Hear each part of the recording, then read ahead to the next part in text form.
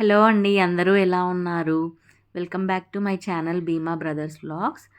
ఈరోజు సాటర్డే కదా, సాటర్డే స్పెషల్గా మేము తోటకూర చేస్తున్నాము. మా అత్తయ్య మా ఇంటి దగ్గర ఫామ్ ఉందండి. ఆ ఫామ్లోకి వెళ్ళి తీసుకొచ్చింది. చూడండి ఎంత ఫ్రెష్గా ఉందో, చాలా ఫ్రెష్గా ఉంది. మాకు ఒక 40 రూపీస్కే ఇంత క్వాంటిటీలో ఇచ్చారు. మా అత్తయ్య దీన్ని మొత్తం కట్ చేస్తున్నారు. ఇప్పుడు మనం దీన్ని ఫ్రై చేసుకుందాము. నేను ప్రాసెస్ చెప్తాను మీకు ఎలా చేయాలో. కొత్త వాళ్ళు ఎవరైనా చూస్తే ఖచ్చితంగా సబ్స్క్రైబ్ చేసుకోండి, లైక్ చేయండి, షేర్ చేయండి, కమెంట్ కూడా చేయండి. ఈరోజు నేను సాటర్డే స్పెషల్గా తోటకూర చేస్తున్నాను. మనకి పచ్చిమిర్చితో కాకుండా సింపుల్ వేలో నేను చెప్తున్నాను. ఈరోజు నేను ఒక 4 నుండి 5 కట్టలు తీసుకొని ఇలా నీట్గా వాష్ చేసి పెట్టుకున్నాను. దానికి ఒక 15 వరకు నేను ఎండుమిరపకాయలు తీసుకొని ఇలా చిన్నగా కట్ చేసుకున్నాను. జీలకర్ర, ఆవాలు, వెల్లుల్లి ఒకటి మొత్తం పెద్ద పాయ తీసుకున్నాను, ఇట్లా చిన్నగా కట్ చేసుకున్నాను. సాల్ట్. ఇప్పుడు ప్రాసెస్లోకి వెళ్దాము. ఇప్పుడు ఆయిల్ వేసుకుందాము. ఒక 2 పావులు వేస్తున్నాను.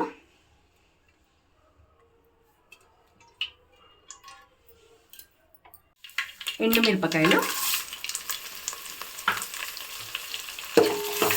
ఇది కొంచెం ఫ్రై అయ్యాక వెల్లుల్లి వేసుకుందాం.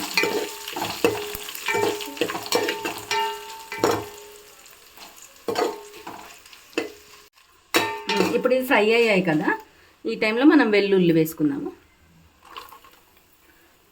చాలా సింపుల్ ప్రాసెస్ అండి, బాగుంటుంది, మీరు ట్రై చేయండి.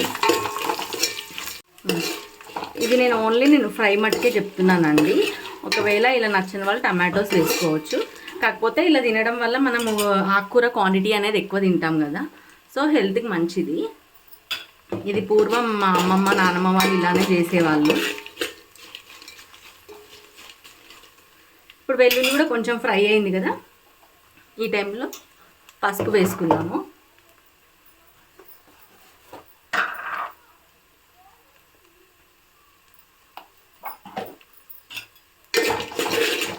ఆకుకూర తినడం వల్ల చాలా మంచిదండి. ఎవరైతే మనకి ఈ కాల్షియం తక్కువ ఉన్న వాళ్ళు, కంటి చూపు, ఇవన్నీ బ్లడ్ లేని వాళ్ళు కూడా హిమోగ్లోబిన్ లెవెల్స్ పెంచుకోవాలన్నా మనకు ఆకుకూర ఖచ్చితంగా తినాలి.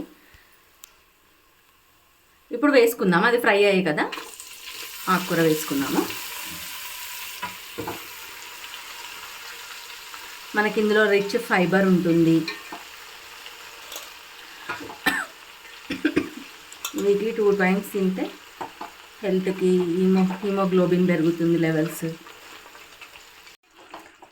ఇప్పుడు కలుపుకుందాము.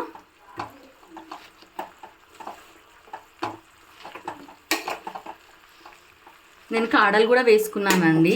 కొంతమంది ఆకుల మట్టుకే వేసుకుంటారు, కానీ కాడలతో కూడా ఎవరైతే మలబద్ధకం ఫేస్ చేస్తున్నారో ప్రాబ్లం, అది క్లియర్ అవుతుంది, మలబద్ధకం కూడా.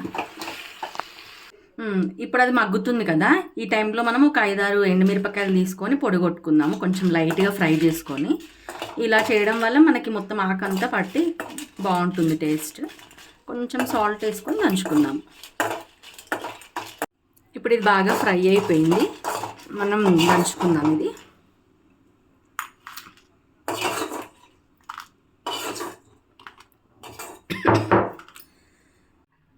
కొంచెం సాల్ట్ వేసుకుందాం. ఒక పెద్ద స్పూన్ నేను సాల్ట్ తీసుకున్నాను.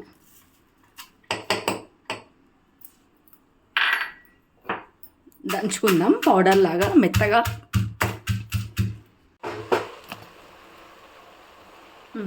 ఇలా నేను దంచుకున్నాను కదా, ఇప్పుడు ఈ పౌడర్ ఇందులో వేద్దాము.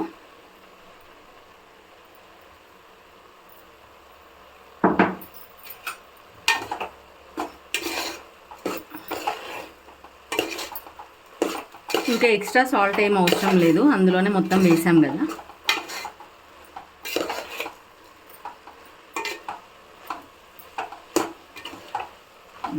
ఇంకొక 5 మినిట్స్లో మనకు కంప్లీట్ అవుతుంది.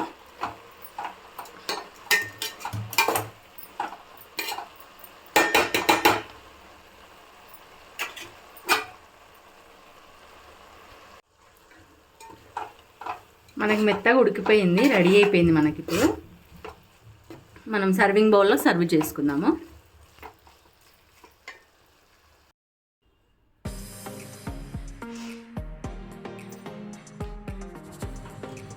ఇప్పుడు టేస్ట్ చేసి చెప్తా ఎలా ఉందో.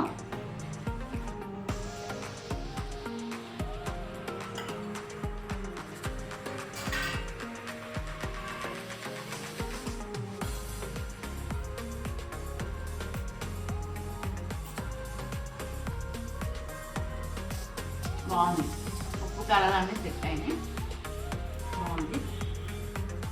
ఈ రెసిపీ కనుక మీకు నచ్చినట్టయితే ఖచ్చితంగా లైక్ చేయండి, షేర్ చేయండి.